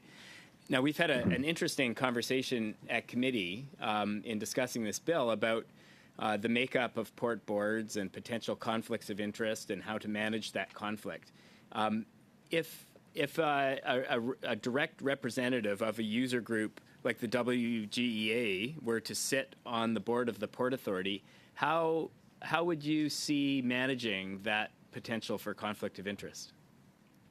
So I guess I would first point out that most other major ports in the world have direct users sitting on their boards of directors, because and they seem to work well, because those that use the port are the ones that know the best about operating the port and the decisions that need to be made. So, are you going to address all of the community and peripheral issues out there with that? No, that's where the other I guess appointees come in and bring that into the conversation. But the Port of Vancouver doesn't allow even one user representative on the board. You have to be like a retired worker from a grain terminal in order to even be appointed to the board of directors, and it's just not the same. So we're just saying that there should be direct user appointees on that board, and then of course they'd have to sign on to terms of reference, etc., that require them to operate in what's in the best interests of the port itself. So does it create a bit of a challenge potentially? Is it insurmountable? No. I asked the question, and your answer is very interesting and I think instructive for the committee. I ask your question because the other group that would like to see themselves represented on the boards of directors of port authorities are the workers at the ports. And we've heard representation from the port unions, the Longshore Union, suggesting that it would be very beneficial to have representation on the board for the same reasons that you just indicated. Because like users, the unions that represent the workers have unique experience and skills and expertise to offer to the governance of the port. Would you say that the same rationale would apply in that case? No, I wouldn't. The users are employees of grain companies and terminals, and in other sectors, it's the same thing. There's a collective bargaining process to address those types of issues when it comes to employment. But the terminals themselves are the drivers of the economy and what they're trying to get product in terms of product to customers, and they're the ones with the primary vested interest in having product flow through the port as efficiently as possible. So could you have an advisory committee, or like we have a committee for almost everything here now? Could you have one for workers that needs to be consulted? Perhaps, but we don't necessarily see them on the board of directors. Thank you very much. Next, we'll go to Mr. Strahl. Mr. Strahl, the floor is yours. You have 5 minutes. Well, thank you, Chair. I want to continue on that line with Mr. Sobkowicz. I'm not sure that I follow the logic there about how ILWU, which has workers on the port and very much are a part of the ecosystem there and have an interest in how the port is run, would be excluded in your mind, but that active port users would be included. I guess to me, there is a conflict of interest there. So I would challenge you a little bit to be careful what you wish for, because I think if you open up this can of worms, if you want to go down that road, I would suggest it's a very difficult argument to make that union representation shouldn't be there if active port users are there. How do you respond to that? Yeah, I guess we draw a differentiation and that there's a chain of relationship between the terminals and their employees and terminals and the port, and that there isn't necessarily a direct linkage between the unions and the port itself. Maybe I'm wrong about that. You know, that was an immediate and initial reaction to the question, but we see the users of the port being the companies that own those assets on port lands, and that's what we mean when we're talking about user representation. Okay. Another conflict of interest that this bill specifically allows for now, which again I think is a mistake. I think if you're going to avoid active participants in the port's operations from sitting on the board of directors, I guess my question: do you have concern with the fact that now the local government representation, which is increasing under this bill, that they've removed the conflict of interest provisions? They've said it doesn't matter if that municipal employee or local provincial employee has a direct relationship with the port, they're still eligible to be appointed to the port. Are you okay with that, or do you think that also is a problem for a conflict of interest on the port boards? Yeah, that's a good question, and I don't really know how to answer that question. I can tell you that our primary concern is the increase of having seats on the board that represent local interest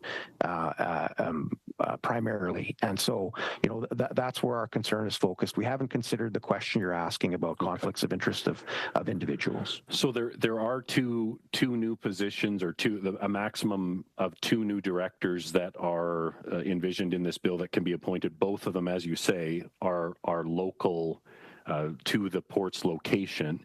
Can you speak a little bit to the fact that, I think we've even heard it here that the port should be a social enterprise, or that they should respond directly to the needs of, in this case, Vancouver is the biggest port in my province. Can you talk a bit about how the Port of Vancouver is actually, we've heard this before, and do you believe that the Port of Vancouver is actually the port for your interests in Alberta, Saskatchewan, Manitoba? That's actually your port as well. Mm-hmm. Definitely. I mean, I don't have the numbers in front of me, but not only grain, but much of the product, especially the bulk product that goes through the Port of Vancouver, originates in the 3 Prairie provinces and some in BC as well. And so when we're taking a look at governance of the port, when we're taking a look at how the port should be run and what decisions should be made, that needs to be the primary focus. And that's why we're advocating for additional seats from the provincial economies that need to move product, that have industries that need to move product through the port. So you'd say this shifts the balance too much local and not enough national in terms of a focus. Ports are there for the national interest, and that needs to be maintained. And with this change, there's too much of a local focus. Have any time left, Mr. Chair? We have 24 seconds, Mr. Strahl. 24 seconds. Well, in the interest of the time of night, I will turn those back over to the committee. Thanks on behalf of a grateful chair, Mr. Strahl. Next, we'll go to Ms. Murray. Ms. Murray, the floor is yours. You have 5 minutes, please. Okay, well, thank you. So I'm just going to pick up on the idea of national versus local interest. My experience in talking to people about Port of Vancouver is often the local interest has a real focus on environmental sustainability. And that is part of the objective of this bill. This is one of the 5 main themes, is environmental sustainability of port infrastructure and operations. And I would say more broadly, the safety and security of the rail system is tied into environmental sustainability as well.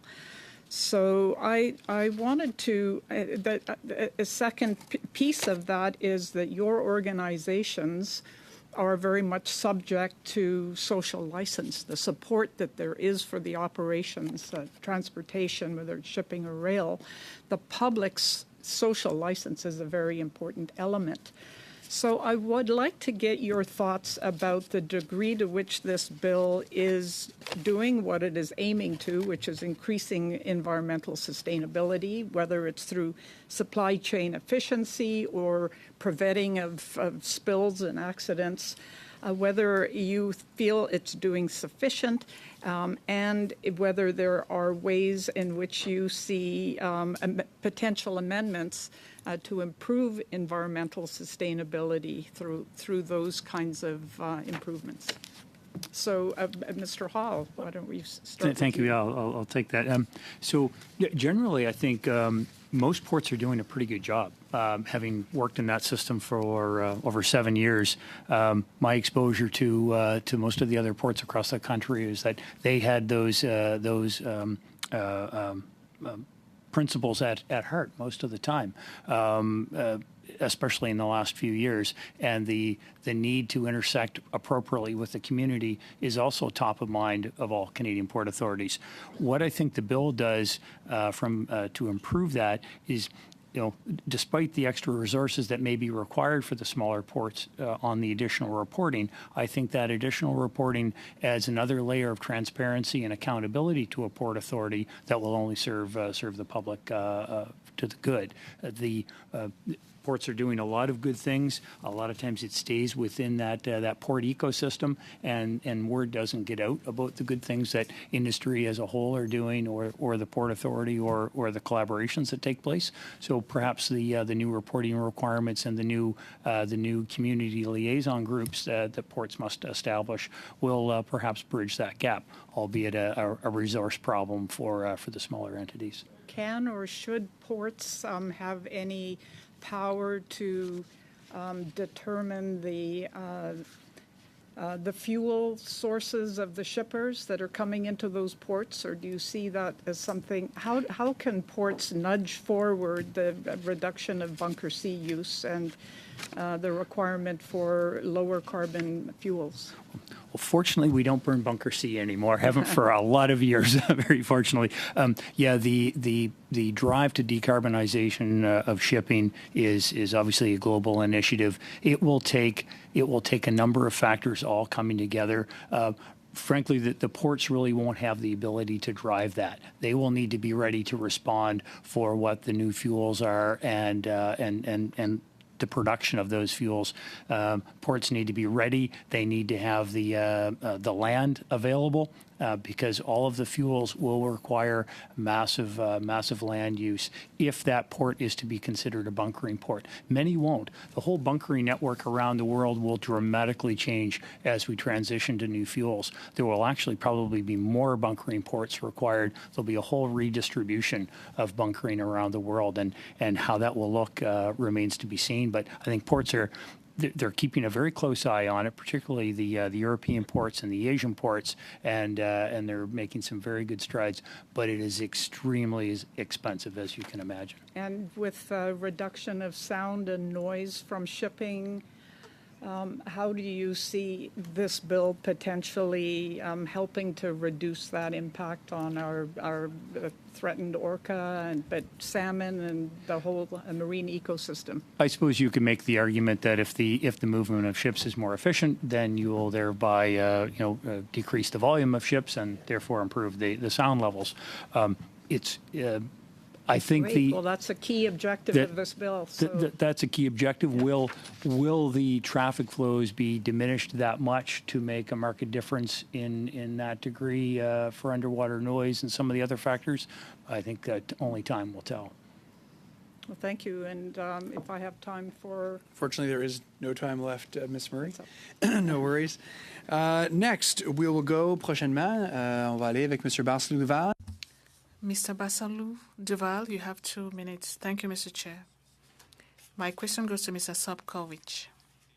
Some witnesses came to the committee and talked about anchoring issues. This is a serious irritant for people and for natural milieus. If I understand, there's also frustration among grain producers who would like their grain to get to market. Apparently, they are having difficulty exporting their produce. Other people said, or rather, I discovered that coal could be exported to the American coast. We are talking about pollution. And Americans can't send this from their country. And I'm talking about coal. All the terminals that are being used to export coal, can it be converted to use and export other things like grain? So I'm with the grain industry, and so I'm not very familiar with coal terminals, and I've not heard of coal terminals being converted to be used for grain, but I'm really out of my element, and I don't think I can answer that question right here on the spot without doing some research. OK. Bon. J'essayais tout d'un coup que... I was hoping that you might have an answer for that. Now for Mr. Hall, if I still have time left. The Montreal, Quebec, and Trois-Rivières ports said that they would like to see more cooperation with them when it comes to their operations. And in the bill, they did not seem to see any elements that would lead to better cooperation. Would you like to comment on that? When the three ports in the St. Lawrence announced that collaboration initiative, we were extremely supportive. I think that's one of the, I won't say the first time, but it was a big step, and especially for three ports to come together and decide to cooperate both operationally and potentially commercially. So that was a big change. Is that something you could legislate? I'm not sure whether that would be effective. I think the collaboration, when it happens, it has to be organic and it has to be driven by a business need, and that's what's going to cause increased efficiency and collaboration. Thank you very much, Mr. Hall. And finally, for this evening, we have Mr. Bachrach. Mr. Bachrach, the floor is yours. You have 2.5 minutes, please. Mr. Hall, I'm keen for your thoughts on this issue of anchorages. It seems like both the shipping industry and the port authorities want maximum flexibility. Obviously, they saw some challenging times when it came to congestion over the past couple of years. But the impact on communities has been severe.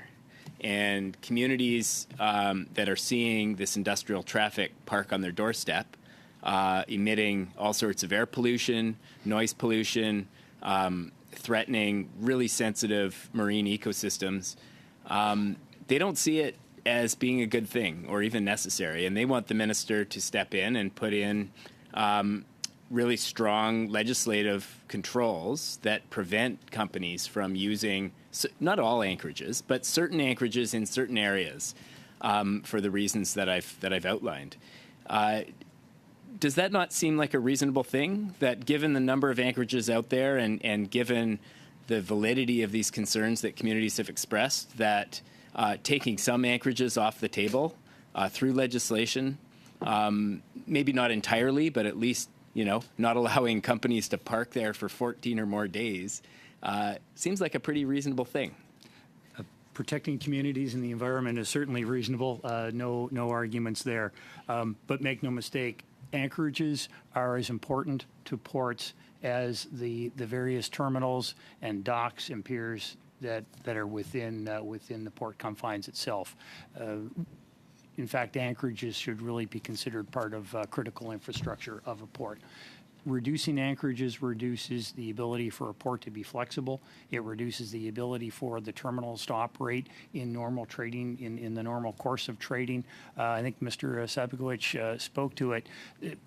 Grain in particular is traded in a very specific way, and that is an internationally accepted and an internationally used program. If you eliminate anchorages or reduce them significantly, that trading will no longer be able to exist, because that's how vessels and that's how the grain is bought and sold, and the vessels are contracted to carry that grain. They need anchorages. They need to arrive at a certain time. Well, we heard from the minister earlier that by increasing the fluidity and the efficiency of the supply chain, we're not going to have those impacts on anchorages. And if we don't have those impacts on anchorages, that means we don't need them, right? In theory, I suppose, yes. Thank you very much, Mr. Hall, and thank you, Mr. Bachrach. On behalf of all committee members, I'd like to thank our witnesses for appearing with us, of course, on this late Wednesday evening.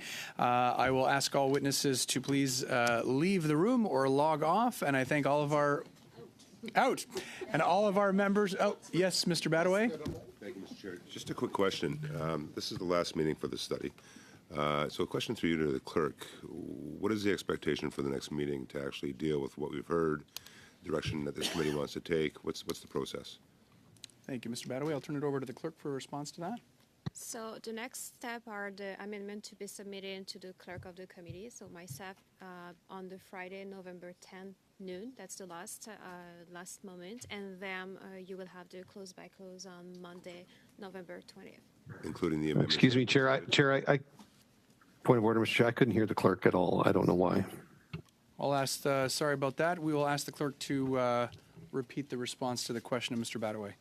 Sure. I hope you hear me very well. So I was just explaining that we have the amendment to be submitted on the Friday, November 10th at noon. That's the last date. And then we'll go for the close by close on November 20th. during the meeting, and that's it. Thank you, Madam Clerk. And just on that, that will include the amendments when we go clause by clause? Yes. Great. So I guess, Mr. Chair, if I can encourage all members that had, I'll use the word grievances this time. In light of Mr. Straw's concerns, I'll use the word grievances. But with that, if all members can come back with those amendments, as well as I would encourage even our partners to come back with those amendments as well, because I guess I think we all understand and can appreciate the fact that we're all trying to get this bill right, especially with the considerations that are contained within the bill. So I would very much strongly encourage that we get those by November 10th, as the clerk has outlined. Thank you very much for that response, Madam Clerk. With that, I want to thank Mr. Sobkowicz as well as Mr. Hall for their testimony this evening, and I wish you both a wonderful evening. This meeting is now adjourned.